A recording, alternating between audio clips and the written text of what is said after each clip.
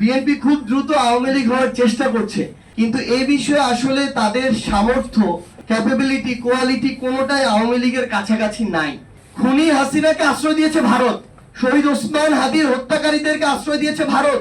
অনেকে এখানে আছি তো তখন 2006 সাল শেষ হলো আর কি। 6 সালের পর থেকে 26 সাল মধ্যবর্তী প্রায় এই 20 বছরে আমরা বিএনপির শাসন দেখি নাই।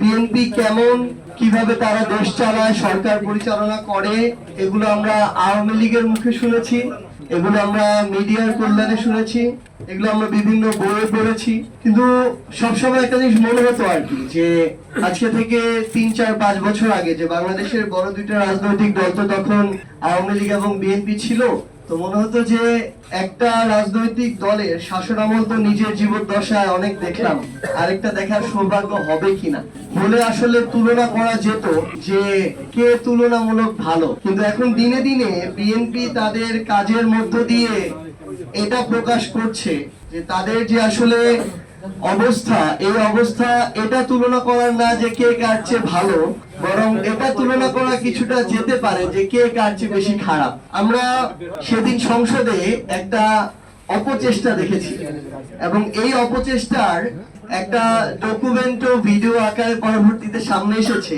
আমাদের কয়েকজন জুলাই যোদ্ধা ভাই সেখানে বলছিলেন যে আমরা বিএনপির জুলাই যোদ্ধা দেখে আমরা ঠিক মতো আমাদের সুযোগ সুবিধাগুলো পাইনি।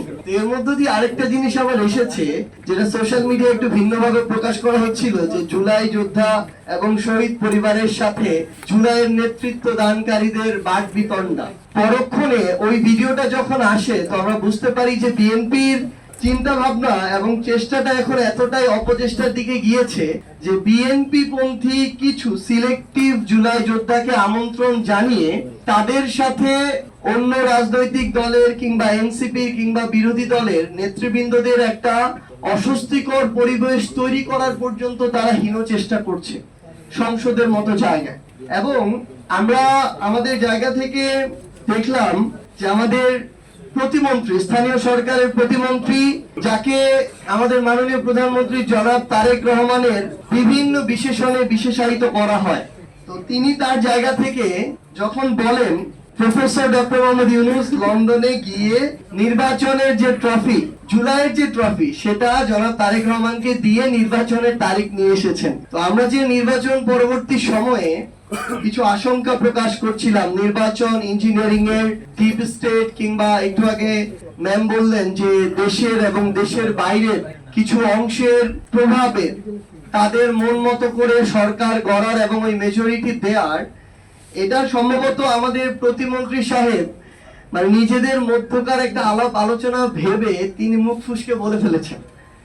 তো ধীরে ধীরে আসলে তারা তাদের জায়গা থেকে তাদের যে উদ্দেশ্যগুলো, সেই উদ্দেশ্যটা খুব স্বল্প সময়ে খুব কাঁচা ভাবে তারা প্রতিষ্ঠিত করার চেষ্টা করছেন। তুষার ভাই একটু আগে যেটা বলেছেন, বিএনপি খুব দ্রুত আওয়ামী লীগ হওয়ার চেষ্টা করছে, কিন্তু এই বিষয়ে আসলে তাদের সামর্থ্য, ক্যাপাবিলিটি, কোয়ালিটি কোনোটাই আওয়ামী লীগের কাছাকাছি নাই এবং তাদের আওয়ামী লীগের সমান ধৈর্যও নাই। নাহলে 5 বছরের জন্য নির্বাচিত একটা সরকার অন্তত 5 মাস তো অপেক্ষা করবে, নিজেদেরকে তো গুছিয়ে নিবে, তারপর তারা তাদের হয়তো অ্যাকশন গুলোতে যেতে পারে। কিন্তু তারা 2 মাস যেতে না যেতে এগুলো শুরু করেছে। কিন্তু দুঃখজনক হলেও সত্য, এই প্রক্রিয়ায় তাদেরকে বৃদ্ধাঙ্গুলি দেখাচ্ছে দেশের এবং দেশের বাইরের কিছু শক্তি। দেখেন, যেই মানুষটা তার জায়গা থেকে বিডিআর হত্যাকাণ্ডের বা পিলখানা হত্যাকাণ্ডের নির্দেশদাতা, যিনি শাপলা ম্যাসাকারের নির্দেশদাতা, মোদী বিরোধী হত্যাকাণ্ডের নির্দেশদাতা, জুলাই গণ অভ্যুত্থানের এই গণহত্যার নির্দেশদাতা, এবং সর্বশেষ যিনি ফাঁসির দণ্ডপ্রাপ্ত আসামি ফ্যাসিস্ট খুনি শেখ হাসিনা, ভারত তাকে আশ্রয় দিয়ে রেখেছে। এত বড় শাস্তি বা দণ্ডের পরেও এখন পর্যন্ত সে বিষয়ে কোনো মুখ খুলেনি। পরবর্তীতে আমরা দেখলাম যে আমাদের ভাই শরীফ ওসমান হাদিকে যেই খুনিরা হত্যা করলো, সেই খুনি এবং তাদের সাথে সংশ্লিষ্ট যারা পরিকল্পনাকারী সবাইকে স্বল্প সময়ের মধ্যে ভারত আশ্রয় দিয়েছে। দেওয়ার পরে এটা খুব স্বাভাবিকভাবে ভারত চাইলে তখনই তাদের জায়গা থেকে এটা প্রকাশ করতে পারতো যে তাদের কাছে আছে, কিন্তু না, এটা করেনি। তারা তাদের জায়গা থেকে একটা উপযুক্ত সময় এবং একটা উপযুক্ত ডিলিংস এর অপেক্ষা থাকলো। আমরা দেখলাম বিএনপি যখন নির্বাচিত হলো সরকার দল হিসেবে, তখন তারা প্রকাশ করলো যে খুনি যারা যারা আমাদের ভাই ওসমান হাদিকে হত্যা করেছে তারা তাদের কাছে আছে, তাদেরকে গ্রেফতার করার একটা নাটক সাজানো হলো। তাদের দেশে একজন মানুষ গিয়েছে খুন করে, সীমান্ত পার হয়ে, তাদের কাছে এই তথ্য নাই, এটা কোনো পাগলও বিশ্বাস করবে না। সেখানে তারা এখন আবার আরেকটা নাটকের তৃতীয় পর্ব শুরু করেছে।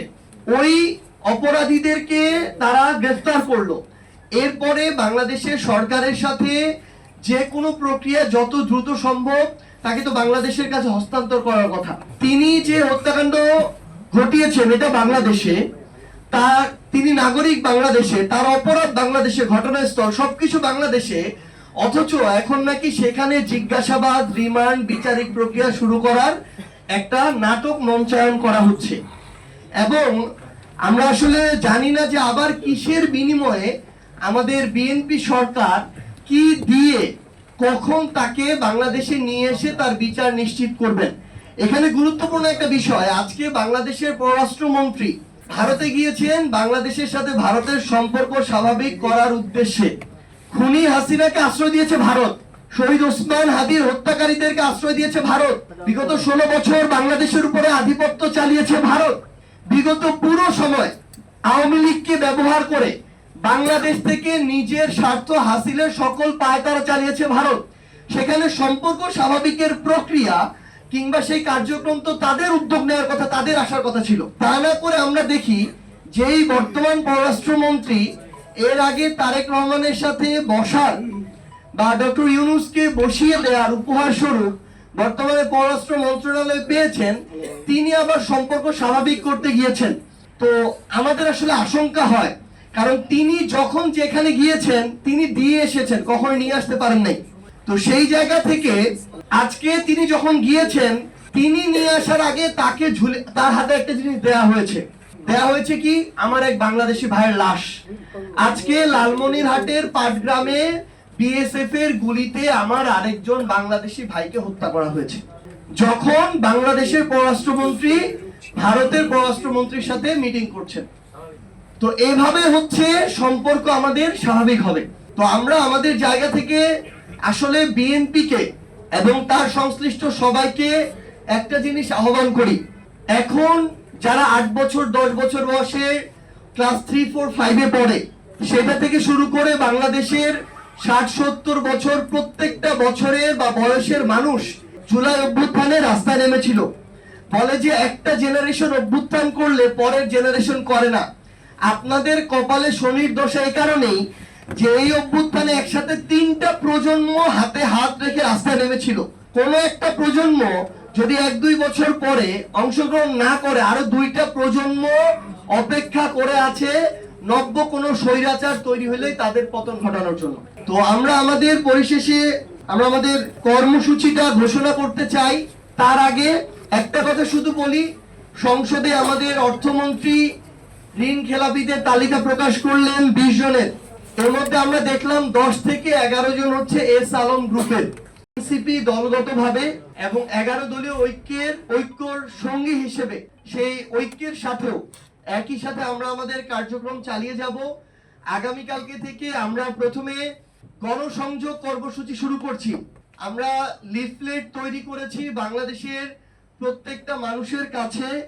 আমরা সচেতনতামূলক ওই লিফলেটটা তুলে দিতে চাই, তাদের স্পষ্ট করে আমরা ওই জিনিসটা তাদের বুঝতে হবে এবং তাদেরকেও এটা নিয়ে আবার কথা বলা শুরু করতে হবে যে ক্ষমতায় এসেই বিএনপি কিভাবে তাদের জায়গা থেকে গণরায়কে অমান্য করছে, গণভোটকে তারা রীতিমতো ঠাট্টা করছে এবং জুলাই সনদকে তারা প্রতিনিয়ত প্রতারণা করছে। এই সামগ্রিক সচেতনতামূলক আমরা লিফলেট তৈরি করেছি এবং আগামীকালকে থেকে আমরা এই গণসংযোগ শুরু করছি। এবং আমরা পরশুদিন থেকে ঢাকা মহানগরের পরে আমাদের যে অন্যান্য যে মহানগরগুলো রয়েছে, বিভাগীয় শহরগুলো রয়েছে, প্রত্যেকটি জায়গায় আমরা বিক্ষোভ সমাবেশ এবং আমাদের বিক্ষোভ মিছিল করব। এটা আমাদের একদম মূল টপিক, যেটা আজকে আমাদের এই টপিকে যে আমাদের গণভোটের রায় বাস্তবায়নের দাবিতে মহানগর বা বিভাগীয় পর্যায়ে বিক্ষোভ মিছিলের পর দিন আমরা আবার জেলা পর্যায়গুলোতে বাংলাদেশের 64 জেলাতেই আমরা দলগতভাবে এবং 11 দলীয় ঐক্যের পক্ষ থেকে আমরা বিক্ষোভ মিছিল এবং সমাবেশ করছি এবং আমরা আবার আমাদের শহীদ পরিবার এবং জুলাই যোদ্ধা যারা আছেন, কোন দলীয় মদতপুষ্ট না, আমরা সবাইকে নিয়ে বসে তাদের মুখেই আমরা শুনতে চাই যে তারা তাদের জায়গা থেকে এই গণভোটের বাস্তবায়ন চান কিনা, জুলাই সনদের বাস্তবায়ন চান কিনা। সো তাদেরকে নিয়ে আমরা একটি বড় ধরনের একটি কনফারেন্স এবং মত বিনিময় সভার আয়োজন করতে যাচ্ছি এবং এইটুকু আমরা স্পষ্ট করে বলে রাখি, জাতীয় নাগরিক পার্টি এনসিপি এবং 11 দলীয় ঐক্য যতদিন না এই গণভোটের রায় বাস্তবায়ন হচ্ছে এবং জুলাই সনদ বাস্তবায়ন হচ্ছে ততদিন পর্যন্ত সংসদে তাদের জায়গা থেকে কথা বলবে, রাজপথে তাদের জায়গা থেকে কর্মসূচি চলমান রাখবে। সবাইকে ধন্যবাদ।